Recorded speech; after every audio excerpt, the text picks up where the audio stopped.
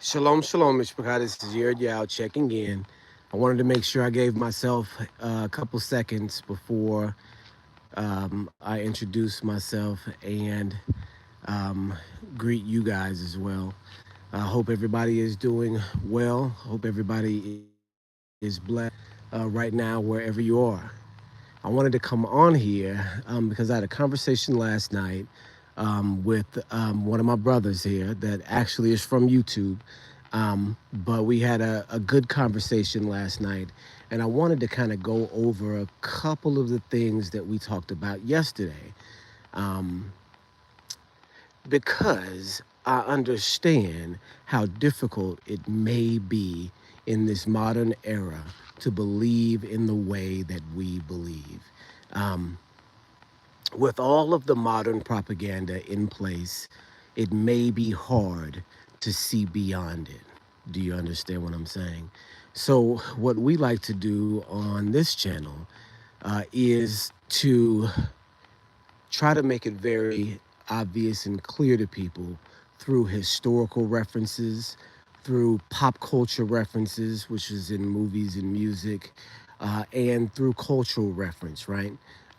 Of course, all tying in biblically, because this is the reference that overshadows all, that all of these different things will go to and have a biblical precedence so that we can see and understand that the rest of the world is really based around biblical knowledge, even though that may not be apparent to a person that's on the outside looking in, which means basically deeply steeped in the propaganda and looking at life through a secular eyes. Do you see what I'm saying?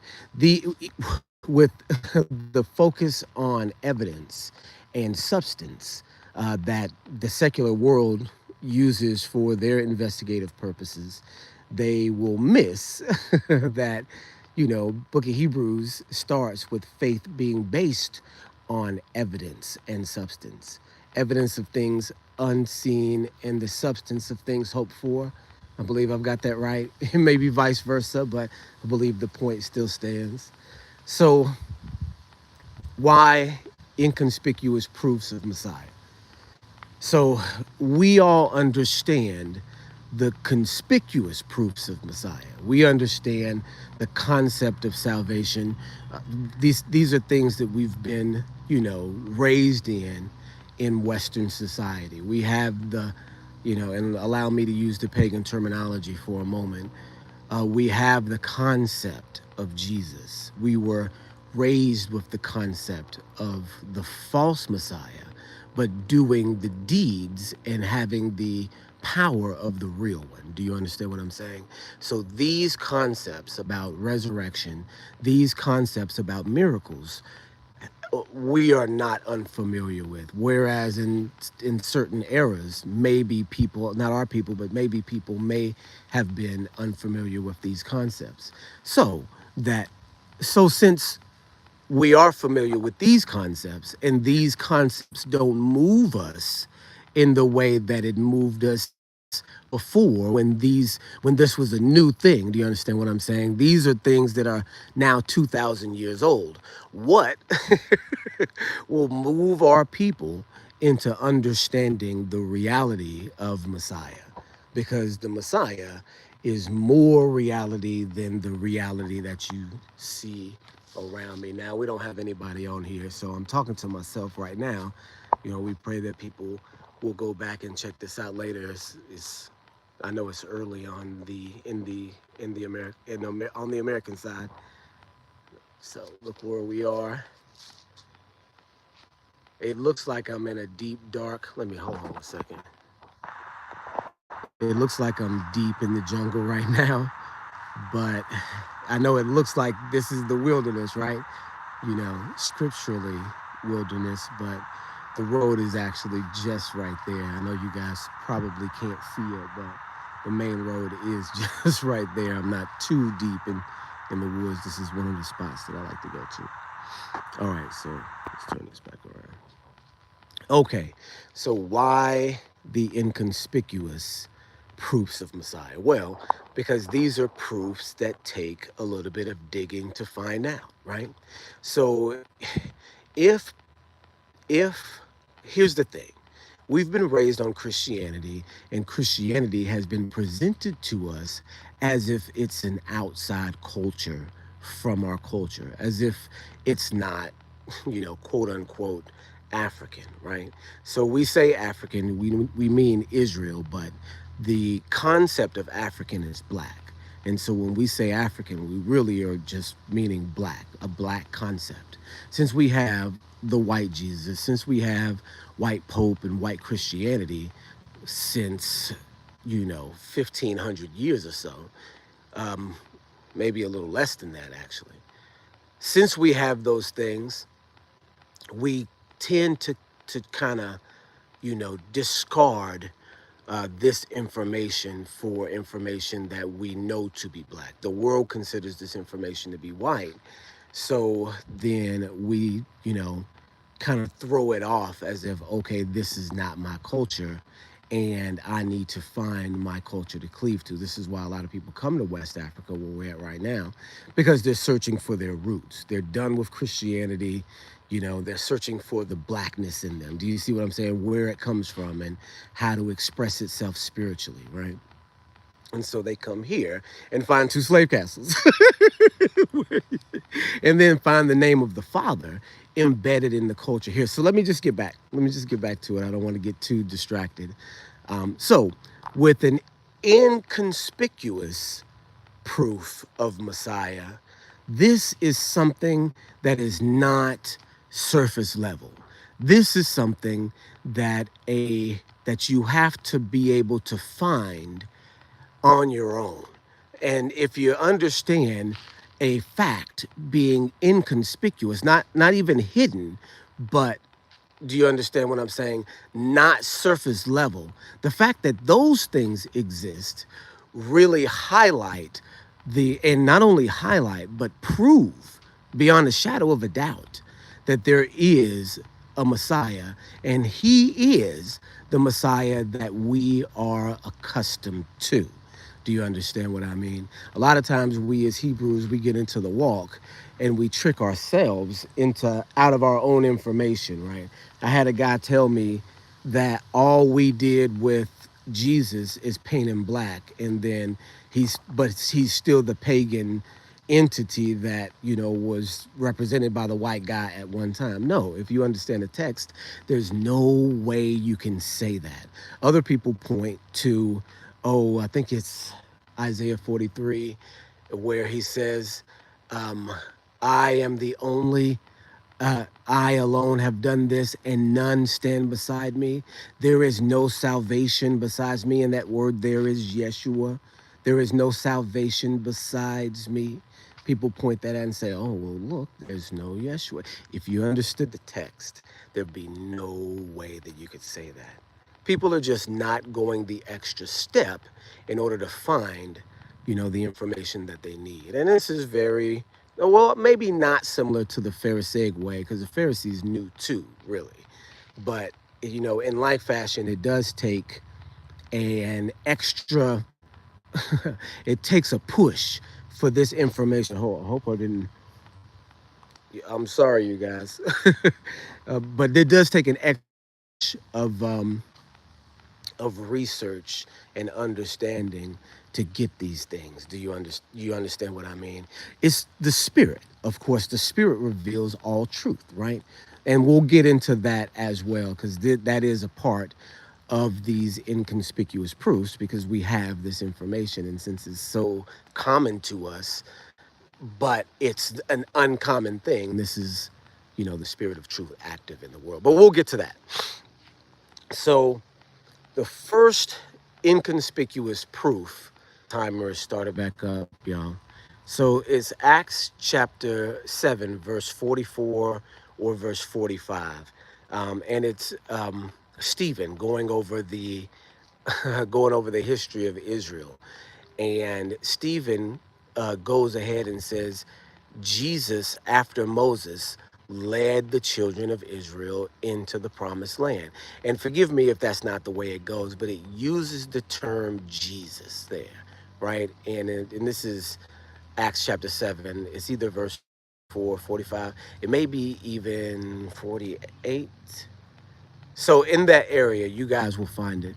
Um, so he mentions the name Jesus in leading the children of Israel into the promised land. But wait, he says Moses before this. So he can't be talking about, the Christian entity Jesus. He must be talking about Joshua. Why does this particular translator make this mistake and put Jesus in place of Joshua? You guys will recognize that the hope that can you guys hear me? Okay, it looks like we are back up. So you see, we are not deep out here. There's another person here.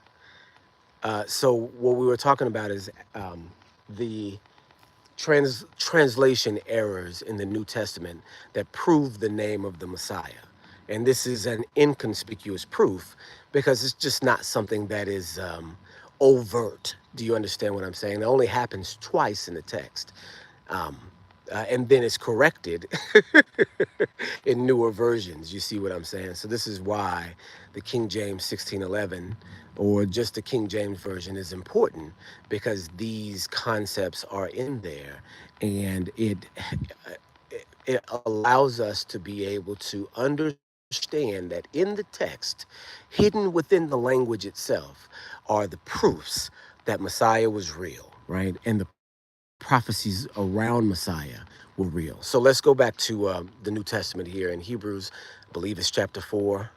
I'm not sure. I think it's chapter 4.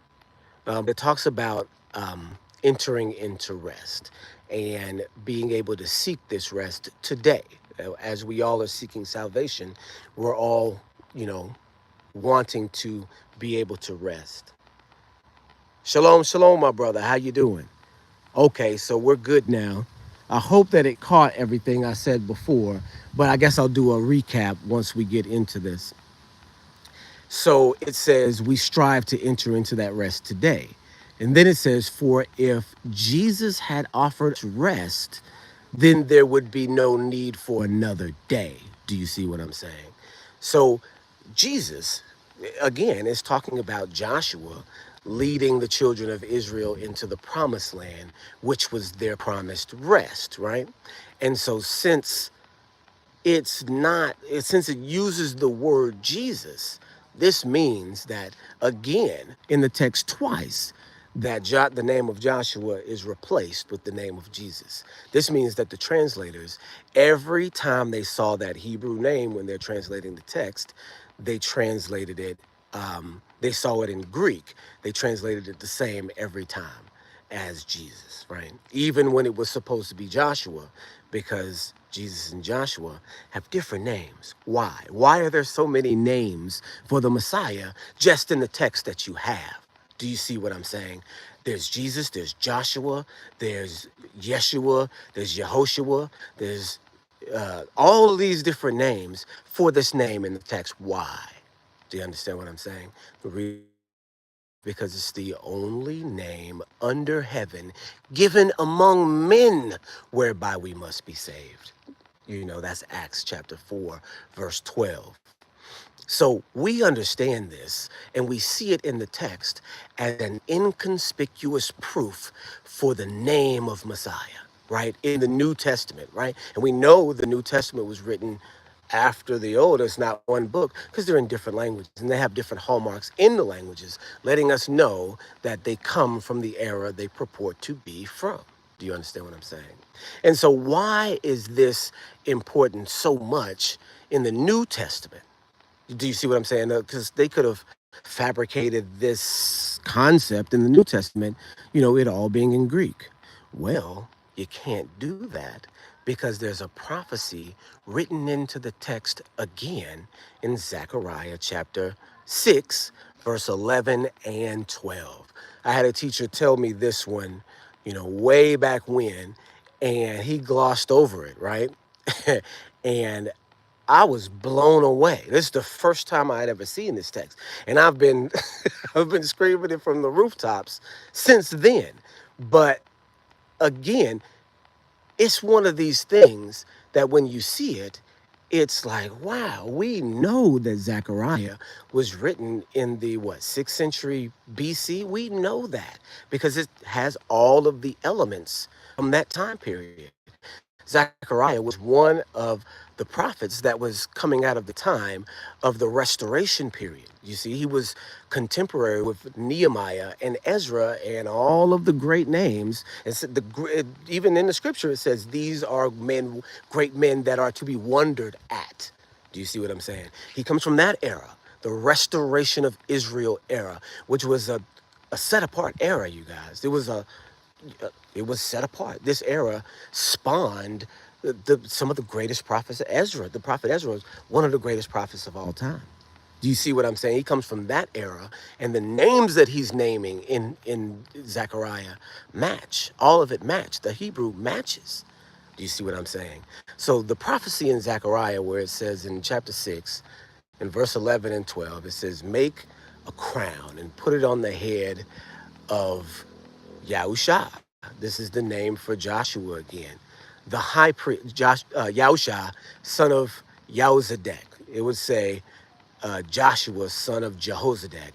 But if you look at the Hebrew, it's Yahusha, ben Yahozadek. Do you see what I'm saying? And so when we see that, he's okay, this person is being crowned high priest, right? And then the next verse, it says, the man whose name is the branch. Do you see what I'm saying? Whose name is the branch. He will go on to rebuild the temple. And this is the uh, the reference to the current situation, even though it's surrounded in far prophecy. Do you see what I'm saying? So it says the man whose name is the branch. The people of that era would have known who the branch was or is or would be. Do you see what I'm saying? They would have known that. They know from Jeremiah. They know from Isaiah. They know a bunch from Jeremiah and Isaiah. Do you see what I'm saying? So these two prophets by this time are Isaiah's what, 150 or so years beyond, this era. And then no, more than that. Isaiah is all the way back. Okay, so it would be 200 years, back to about 720. So 200 years beyond. And then Jeremiah would be about 100, right? Maybe 75. And so these are going to be ancient scroll, not so ancient, but new ancient to them. Do you see what I'm saying? So these concepts of the branch that you find in Jeremiah 33 and in Jeremiah 23, this concept of the sprout, the root, the sprout that'll come from Jesse in Isaiah 11 are old concepts to them. And then when you see this man who's being crowned high priest, and you can say confidently his name is the branch, it is literally a point to the name of the Messiah in the future. Do you see what I'm saying? And that is provably 500 years before the New Testament events and about 550 years before the New Testament text. Do you see what I'm saying? So if you were a Greek or a Roman plagiarist and you're trying to prove Messiah in the text, you have to be what? You have to be 500 years old in the first century to have gone back and been involved in the Zechariah prophecy. So this is an inconspicuous proof of Messiah in the text as we know him, as a supernatural entity, as a high priest, as a king, all associated in one sect or one section. And here's the other thing. Here's the other thing, you guys. The even concept of salvation comes from this understanding. And I mean, it gets me excited because you can't fake this. This is a proof that you've got to dig to find. You see what I'm saying? If you have to go beyond the conspicuous to get it, it means people aren't going to be able to fake it. The person who is able to put the deep and hidden things in play is Elohim. And these are deep, hidden things. And they prove what we know to be the case, except from a Hebraic perspective. Do you see what I'm saying? Instead of a Christian one, instead of a European one, instead of a Magog perspective, we have a Hebraic one. Do you see what I mean? So, the understanding of salvation in general screams Messiah. Do you see what I'm saying? You have Moses the law. I don't know where it cut off at, but we'll pick back up at the concept. I don't know where it cut off at, but we'll pick back up at the concept of salvation. The concept of salvation going all the way back to Egypt. And this is where we get our salvation history from, is Egypt. Coming out of Egypt, being delivered out of Egypt by Moses, who represents the giving of the law, but Moses not being enough to get us into the promised land. What we needed to get to the promised land was faith. The 12 spies that went over and spied out the land and came back and said that the people were too mighty for us to defeat literally means that the children of Israel were persuaded by faithlessness, right? By not believing that there's a greater giant in heaven that would destroy all of the lesser giants on earth. Do you see what I'm saying? This was the faithlessness of Israel. And that faithlessness cost the entire generation their lives, right? Even if they were in the wilderness, keeping all the laws, walking in the ordinances of Elohim, if they didn't believe that Elohim would be able to slay the giants, then they weren't worth it. Do you see what I'm saying? Then they did not have faith and could not enter into the kingdom. Could not. This is the same concept here. Then after that, in the next generation, Yahushua ben Nun delivers the children of Israel into the promised land and out of Egypt. Do you see what I mean? That the law on its own isn't enough, because you can walk in all the ordinances and still be faithless. Do you understand what I mean? People have been going to church for how long and don't believe that it's going to happen, right? And they shouldn't, because they have faith in the wrong thing. But back in the day, we were walking in righteousness, some of us, but still didn't believe. We look at the case of Zachariah and Elizabeth, right? Zachariah and Elizabeth walking in all the ordinances blameless, and did not believe in the angel's word that he would have a son. Did not believe in his word. And the angel punished him right on the spot. You see what I'm saying? So it's more than just law keeping, you guys. It's faith. And Yahushua emphasizes that concept beyond the law. And Paul goes right on top of that. Gets it. Paul gets it, right? That doesn't mean you don't keep the law. It means the law is the Messiah is the goal of the law. Once you are walking in the righteous way, that's the beginning. That's what you're supposed to be doing. Messiah says, just because you do your job, don't think that I'm supposed to just bless you. You're supposed to say, I'm unworthy servant. Because you do your job, you should be praised. It's your job. You see what I'm saying? This is what Messiah is saying. This is the additional step. You have to believe. You have to be faithful. You understand? Faithful unto death in some situations, because we are called to that profession. If we're faithful, we believe. We believe beyond this flesh, right? So we see it in the entire deliverance of Egypt into the promised land, into Israel. And Yahushua is the one that does this. This is a proof. I mean, this may be a conspicuous proof, but it's definitely one that we haven't all the way connected. Do you see what I'm saying? Especially seeing what is to come in the future. Do you see what I mean? And there is a prophecy concerning that very thing. And it's found, this is what we were talking about last night, it's found in Psalms chapter 40, verse 7.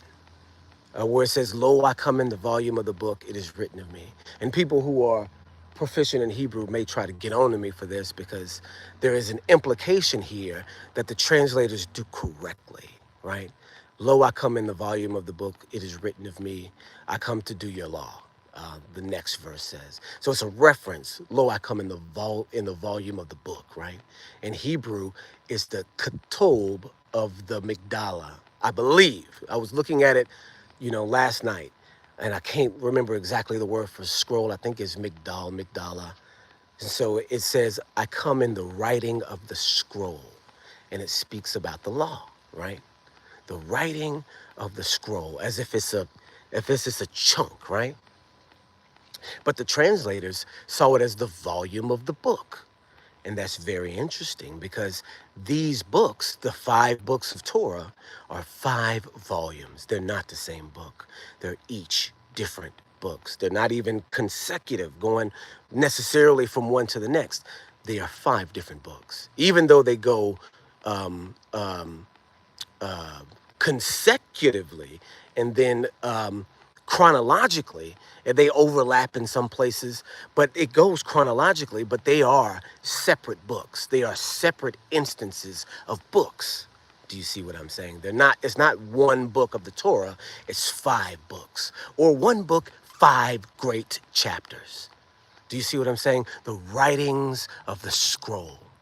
If he's speaking about the law, it's a volume. And the translators noted that. And so this is the reason why that comes into play, because the writings, the names of the books actually spell out a sort of prophecy, right? And I was telling my bro here, um, I was telling my bro Jerry, and we've been, chatting on the phone, and it's been definitely an excellent middle of the would not be able to get good reception. I've wanted to go to a different place. Can you guys hear me now? Yeah. Because I really want you guys to get this one, and you do have to know a little bit of Hebrew to get this one. So I'll try to do it really quickly. So, first book of the Bible is called the Book of Genesis, but in Hebrew, it's the Book of Bereshit. So when we look at the 5 books of Torah. Okay, cool. So when we look at the 5 books of Torah, we look at them as Genesis, Exodus, Leviticus, Numbers, Deuteronomy. Those are the Latin names for the books of the Torah. The Hebrew names are Bereshit, which comes from the first phrase in the book of Genesis, "in the beginning," right? That's Bereshit in Hebrew. In the head, Bereshit. And then for Exodus, it's names, Shemot, because it names all the tribes at the very beginning there that come into Egypt. Um, and then in Leviticus, the first is "and he called," Urikra. It's Yod, it's Wa Yod Kuf or Kuf Resh Aleph, Urikra. And so that means "and he called." And so this is the name this is the first phrase of Leviticus, right? And then Numbers is Bamidbar, "in the wilderness," right? And this is the first phrase. And then Deuteronomy is Dabarim, first phrase Dabarim, which means words. So if you translate those, yeah, in the beginning, that's correct. Bereshit, literally in the head, because the reshit is your head. And so it's saying at the head of this era, basically.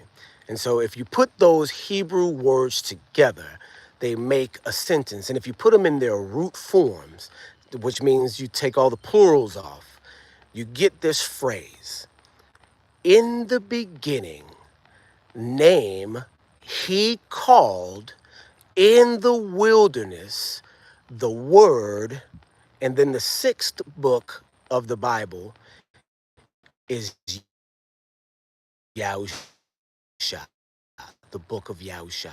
So literally in the book, it's written of him. In the roll, it's written of him. Literally, in the beginning, name, he called. All right, we're back here. Yep. And he called. Yep. All right, we're back here. Yep. And he called. Yep. And then Numbers, Bamidbar, in the wilderness. Yep, that's it. And then Dabarim, words for Deuteronomy.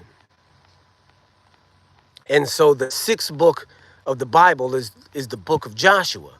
And it does come chronologically afterwards. And so when you put it all together, it spells out a whole sentence. And the sentence is a prophecy of the name called in the wilderness, being the entity that was following them in the wilderness, whose name is Yahusha. We discover his name in the first century as Yahusha. Do you understand what I'm saying?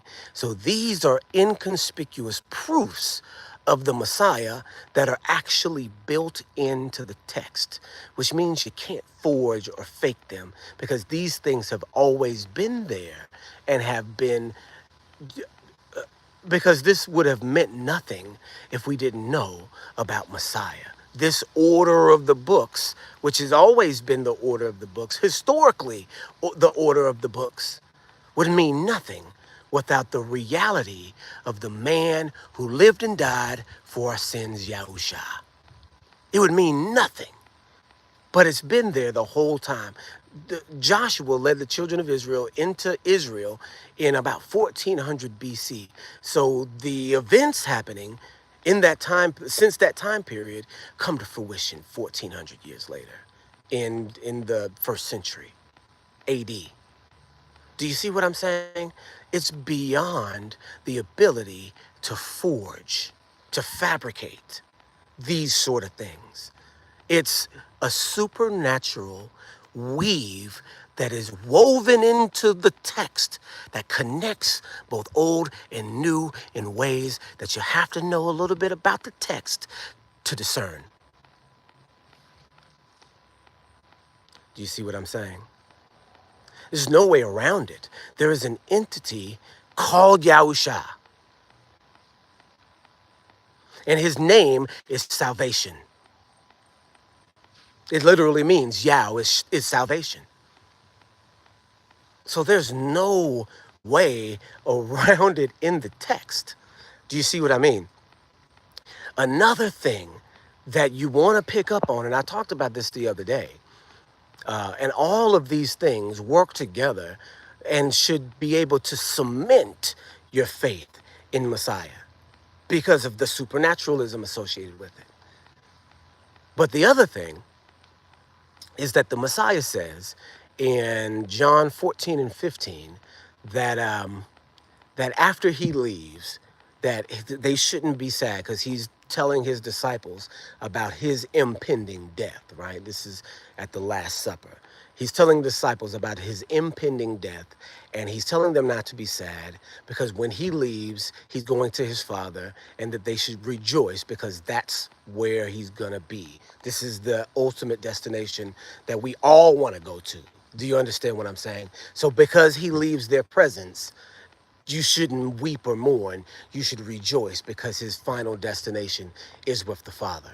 But the other thing he said, the other reason that they should rejoice is that he will send to them a comforter. Do you see what I'm saying? A comforter in his absence, someone to comfort them as a mother comforts her children if the father dies or if a brother dies. Do you see what I'm saying? A comforter to come and will bring you into remembrance of all things, because he'll be speaking of me. He said, even the Spirit of truth. So since the death of Messiah, the death and resurrection of Messiah, according to John, the Spirit of truth has been in the world.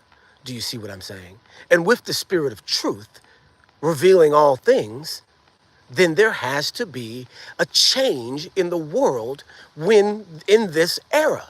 In the era that the Comforter comes, there should be a discernible change in the world. Do you see what I'm saying? Excuse me. And there was, at this era, when the Gentiles began to believe in Messiah, that is the Romans and the Greeks, the people that are associated with the Messiah began to teach them about Hebraic ways and about the Torah and the history of the world, because the Romans were a new nation, the Greeks were a new nation. Both of them didn't have old histories. Their histories went back probably 1,000 years, while the Hebrew history went back to the beginning. So when the Messiah came and died and resurrected and got the attention of the Greco-Roman world, then they found out the things that they were worshiping were devils. You see what I'm saying? They found out that they had been given over to paganism. They discovered paganism. And they found out that that's what they were doing this entire time. Read the book of Romans.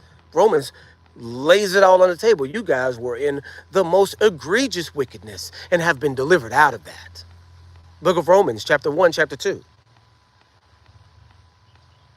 You see what I'm saying? And we're delivered out of that. Yahusha. Yah is salvation. We use Yahusha after the Zechariah and after the Old Testament spelling of the name, and we don't associate the Nakud in that. And here's the other thing: the Nakud plays with the name of Yahusha through the entire book. It has a different spelling in the book of Ezra, has a different spelling in the book of, is he in Nehemiah? I can't remember in Nehemiah, but Ezra for sure. I think Nehemiah as well.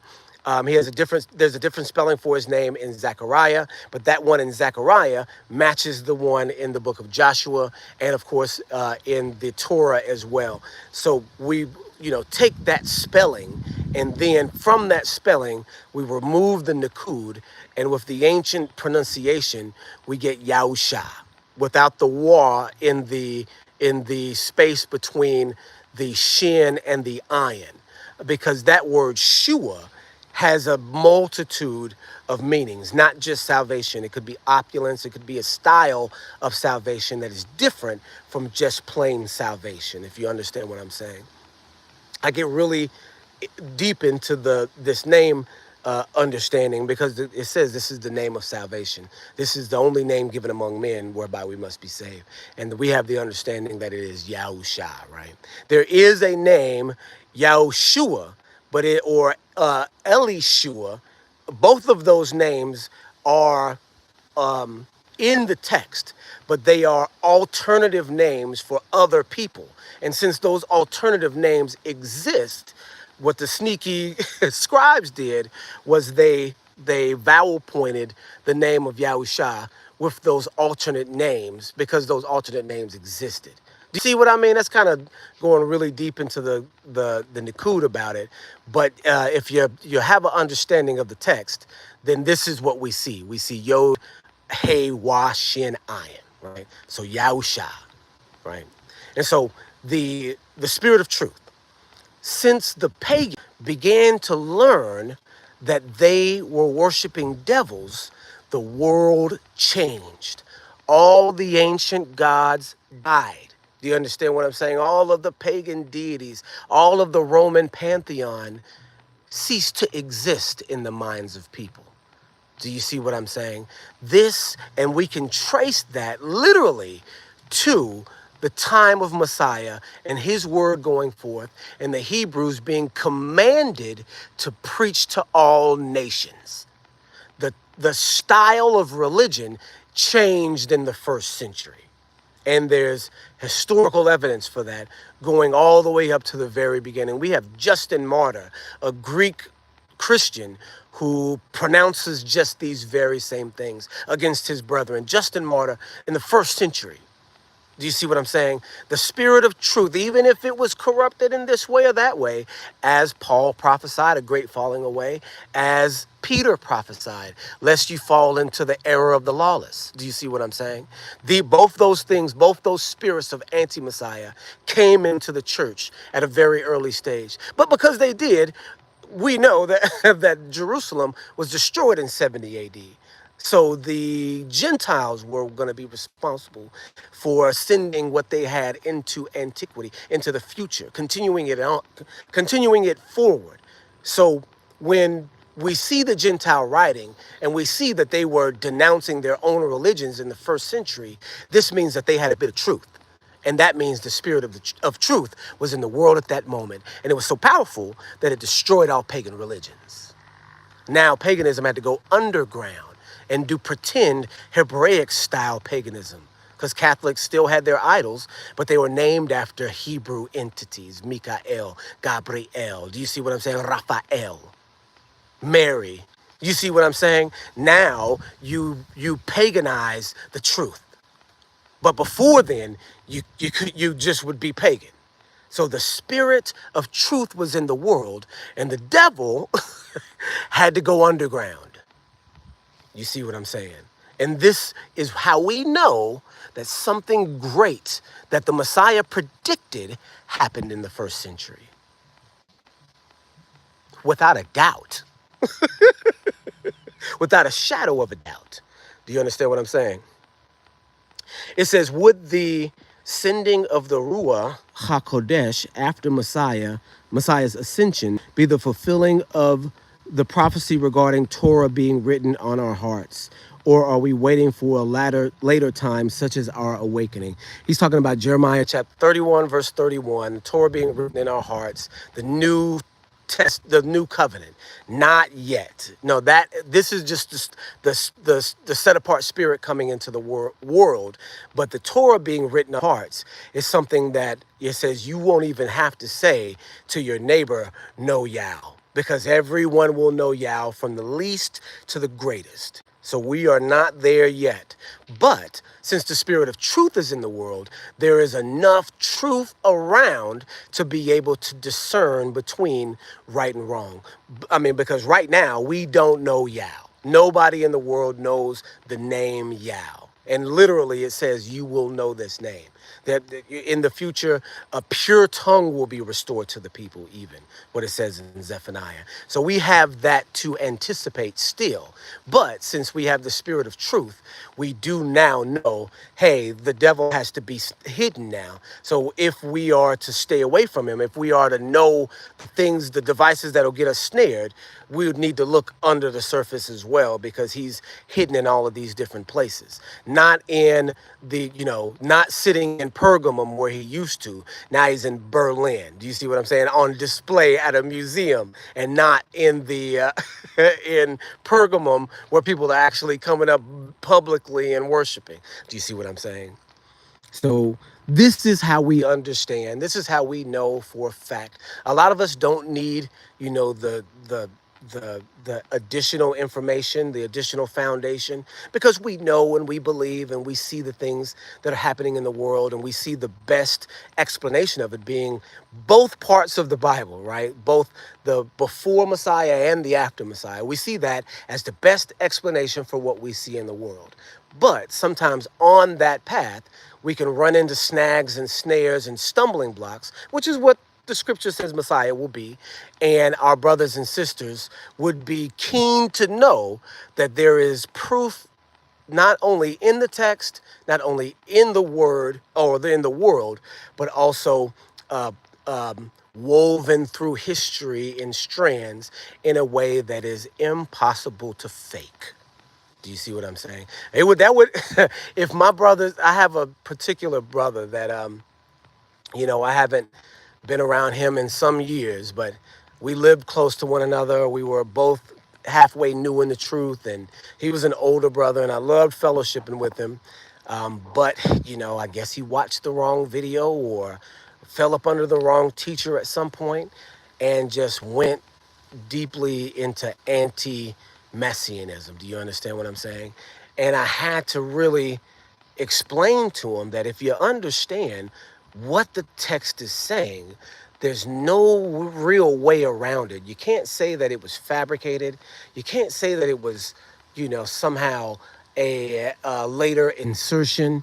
You can't say any of these different, excuses that Hebrews use. You can't use any of the earlier text against it, because, the entire text screams Messiah. So all of the excuses that the brothers and sisters have, would be null and void if they understood these simple concepts. And they're simple. If you get them, you get them. And they prove beyond a shadow of a doubt that there's thousands of years of prophecy that is not evident to people that exist about Messiah, even down to his name, especially his name. If you knew that, I don't think having the faith would be that it wouldn't be so difficult of a thing to do. Do you see what I'm saying? Now here we are in the 21st century, and we've been through all of the turmoil of the transatlantic slave trade. But before that, our people didn't believe. I believe that the entire purpose behind this slave trade, behind being in America under the most severe torment in history, is to pound the concept of Messiah into our heads so that we wouldn't have the the ability to be like, well, what about? Do you see what I'm saying? Here we are at the tail end of it and coming into understanding of who we are with Messiah. Most of us believe in Messiah, and hallelujah for that. Do you see what I'm saying?